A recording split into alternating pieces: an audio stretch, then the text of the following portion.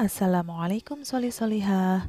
Kembali lagi bersama Bu Evi di sini dalam pembelajaran pendidikan Al-Islam kelas 4. Pada pertemuan ini kita akan mempelajari tanda waqaf dalam Al-Quran. Sebelum masuk materi, mari kita awali dengan membaca basmalah. Bismillahirrahmanirrahim. Apa itu tanda waqaf?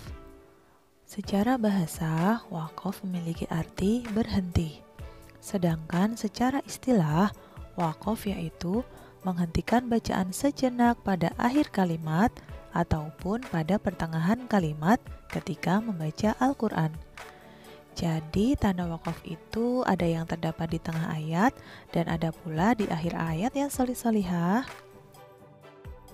Perlu kita ketahui bahwa terdapat 4 jenis tanda waqaf. Yang pertama waqaf sempurna atau tam, yaitu waqaf pada suatu kalimat yang dibaca secara sempurna tanpa melakukan pemotongan di tengah-tengah bacaan, serta tidak mempengaruhi arti karena tidak berhubungan dengan bacaan sebelumnya atau selanjutnya.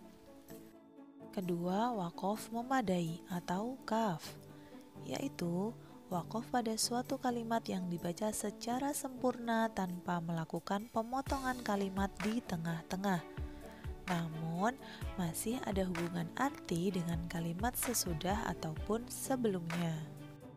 Ketiga, waqaf baik atau hasan, yaitu mewaqafkan suatu kalimat yang tidak mempengaruhi arti, namun kalimat tersebut masih berhubungan dengan kalimat sesudahnya. Keempat, waqaf buruk atau qabih, yaitu mewaqafkan di tengah kalimat dengan membaca tidak sempurna sehingga mempengaruhi arti yang berkaitan dengan kalimat yang lainnya. Nah, untuk waqaf buruk atau qabih ini harus kita hindari ya solih-solihah. Apa saja macam-macam tanda waqaf dalam Al-Quran? Mari kita pelajari bersama-sama. Yang pertama, waqaf lazim. Waqaf lazim ditandai dengan huruf mim. Artinya, diharuskan untuk berhenti. Waqaf lazim ini termasuk ke dalam waqaf yang sempurna. Kedua, waqaf mutlak. Ditandai dengan huruf to.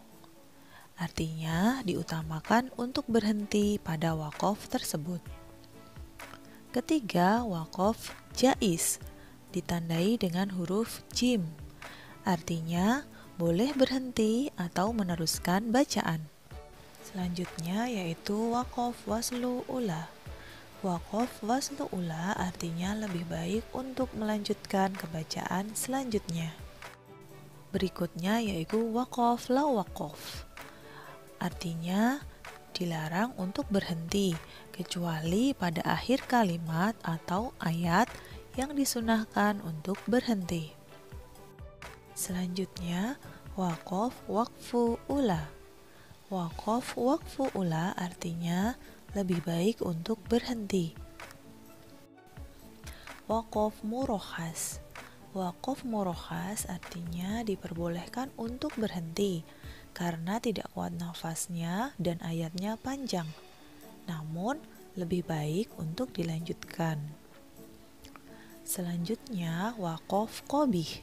Waqaf qabih artinya diutamakan untuk melanjutkan pada ayat yang terdapat waqaf ini.